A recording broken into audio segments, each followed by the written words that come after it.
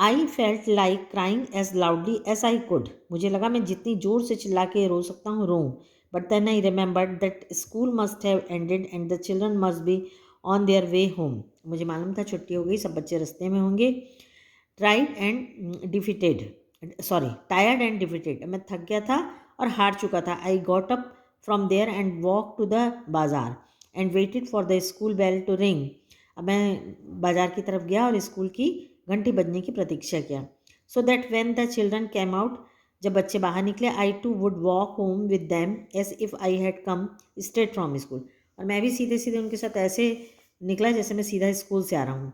I didn't even realize that I was standing near the jalebi wala's shop. Suddenly, the halwai called out, "क्यों भाई? Shall I wait a rupees worth? Don't want jalebis today." तो जलेबी वाले के पास वो पहुंच जाता है और वो पूछता है, क्या आज जलेबी नहीं खरीदोगे? 1 रुपए की जलेबी तौल दूँ? I felt like saying, I won't eat your jalebis today, but I would sure like to roast your liver and eat that instead. But I was not feeling too well that day, so I simply moved away. मुझे ऐसा लगा कि मैं बोलूँ जलेबी नहीं, मैं तुम्हारा liver भूंज के खा जाऊँगा। पर ये बोलना उचित ना समझ के मैं चला गया घर। The next day I did the same thing. I got dressed and left home. Dress पहना अगले दिन और घर से निकला। Went up to the school gate and then turn off a railway station. School gate पहुँच के वहाँ से कहाँ पहुँच गया मैं? रेलवे स्टेशन, मतलब स्कूल नहीं जाता।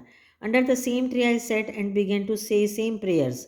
अब रोज़ वहाँ जाके पेड़ के नीचे प्रार्थना करने लगता हूँ। आई रिपीटली प्लीडेड, अल्लाह मियाँ at least give me to it to me today. Today is the second day.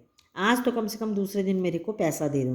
Then I said, all right come let's play a game. I will go from here to that signal. सोचता है कि चलो मैं खेल खेलता हूँ, मैं signal तक जाऊँगा। You secretly place 4 rupees under this bag big rock. और भगवान से प्रार्थना करता है कि ये चट्टान के नीचे तुम 4 रुपये छुपा देना। I will touch the signal and come back. और मैं सिग्नल को छू के आऊँगा वापस। What fun it will be if I pick up the rock and find 4 rupees underneath. और कितना मजा आएगा जब मैं देखूंगा कि उस पत्थर के नीचे 4 रुपये दे में। So are you ready? I am going towards the signal 1 2 3। तो बोलता है भगवान से, क्या आप रेडी हैं? मैं जा रहा हूँ सिग्नल की तरफ, 1 2 3। I went up to the signal and return smiling. Signal में जाता हूँ और मुस्कुराते हुए वापस लौटता है। But could not find the courage to pick up the rock. What if the coins were not there but they then I thought what if they were. वहाँ पे पैसे तो नहीं थे, क्या था वहाँ? फाइनली आफ्टर सेइंग बिस्मिल्लाह when I lifted up the rock this big hairy worm got up. वहाँ एक बड़ा सा कीड़ा था। And curling and twisting wriggle towards me. और मेरी तरफ रेंगते हुए आ रहा था। I scream and ran away and once again touch the signal. एक बार फिर गया और फिर से सिग्नल को छू के आया। Then crawling on my hands and knees. अब वो मेरे हाथ में और घुटने में चढ़ने लगा। I reach the tree. I tried my best not to let my eyes stay towards the rock but as I picked up my bag and I was about to leave. अब मैं बैग को अपने टांगा और चला वहाँ से। I had to look once again at the rock. फिर से एक बार चट्टान की तरफ देखा। And do you know what I saw there? और मैंने वहाँ क्या देखा? I saw mister worm coiled on it comfortably staring at me। और वहाँ पर मैंने देखा कि वही कीड़ा है जो कॉइल टाइप का मुड़ा हुआ पड़ा है और मुझे देख रहा है। I walked away thinking. अब मैं सोचता हुआ चलने लगा। टुमारो आई विल टू वज़ू wear clean clothes and come here. अब मैं वज़ू मतलब उन मुसलमानों में कुछ एक वर्च्यू वो होता है, रिवाज होती है, रिचुअल होता है, तो वो करके साफ़ कपड़े पहन के आऊँगा। फ्रॉम मॉर्निंग टू नून। और दोपहर से, सुबह से लेकर दोपहर तक I will keep reading the नमाज। और सुबह से दोपहर तक के मैं नमाज पढ़ता रहूँगा। If even after that Allah doesn't give me 4 rupees I will be force to learn how to strike bargain to make deals with him.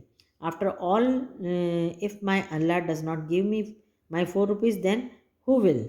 और मैं उनसे बोलूँगा, यदि आप भगवान मुझे नहीं दे सकते तो मुझे कौन देगा?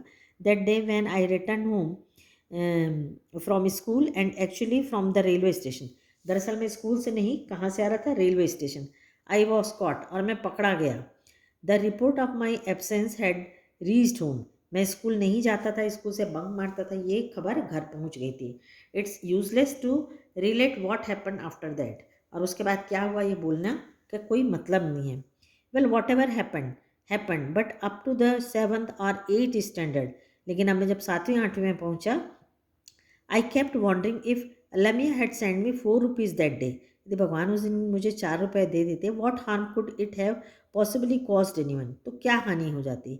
It was only later then I came to the conclusion, और मैं ये निर्णय पर निकला, ये कंक्लूजन पे निकला, दैट इफ अल्लाह मियाँ were to provide all for the asking then man would even today be living in nest like vultures and crows and would not have learned the art of making jalebis.